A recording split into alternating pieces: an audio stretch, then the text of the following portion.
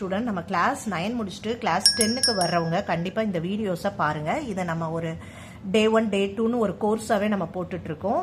இது வந்து bridge course class 10க்கானது. இப்போ நம்ம second concept, what is exponent? எக்ஸ்போனன்ட்னா என்னது? இ பவர் எக்ஸ், ஏதோ ஒரு நம்பர் பவரில் ஒரு வேல்யூ. 10 power 2, 7 power 3.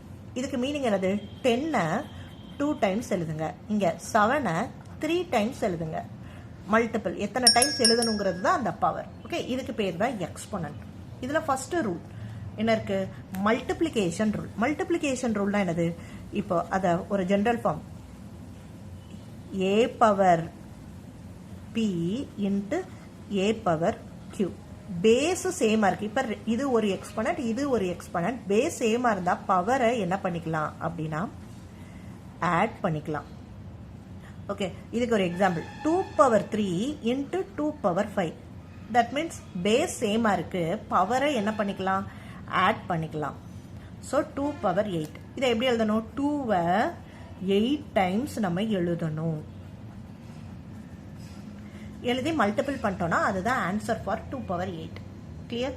நெக்ஸ்ட் என்ன பார்க்குறோம்னா டிவிஷன் ரூல். டிவிஷன் ரூல்னா ரெண்டு எக்ஸ்போனன்ட் டிவிஷன்ல இருக்கு, பேஸ் சேமா இருக்கு, பவர் இப்படி இருக்கு. டிஃப்ரெண்டா இருந்தா நம்ம என்ன எழுதிக்கலாம்? பேஸ் சேமா இருக்கு, பவரை டிவிஷன்ல இருந்தா அதை மைனஸ் பண்ணிக்கலாம். a பவர் 3ன்னு அர்த்தம். அப்ப இதுக்கு மீனிங் என்னது? a-ய 3 டைம்ஸ் எழுதுங்க. இதை நம்ம ஒரு வேல்யூஸா பண்ணலாமா? அப்ப 2 பவர் 5 பை 2 பவர் 3. இப்படி இருந்தா நம்ம என்ன எழுதலாம்? பேஸ் சேமா இருக்கு, ஆனா டிவிஷன்ல இருக்கு. டிவிஷன்ல இருந்தா பவரை மைனஸ் பண்ண போறோம். அப்ப 5 மைனஸ் 3 2. அப்ப 2-வை 2 டைம்ஸ் எழுதுங்க. 2 2s are 4. இதுக்கு answer 4. Clear? Next, power of power rule. Power of பவர்னா இப்ப a m n, இது பேஸ், அதுக்கு பவர், அதுக்கு ஹோல் பவர். இதுக்கு பேர் தான் பவர் ஆஃப் பவர். இப்படி இருந்தா பவரையும் மல்டிபிள் பண்ணி இப்படி எழுதிக்கலாம். ஓகே, இதுதான் பவர் ஆஃப் பவர் ரூல். அப்போ இப்ப 2 பவர் 3 ஹோல் பவர் 2 அப்படின்னா என்னது? 2 தான் பேஸ், இதுவும் பவர் இதுவும் பவர், ரெண்டு பவரையும் மல்டிபிள் பண்ணிக்கலாம். 3 2s are 6ன்னு எழுதிக்கலாம்.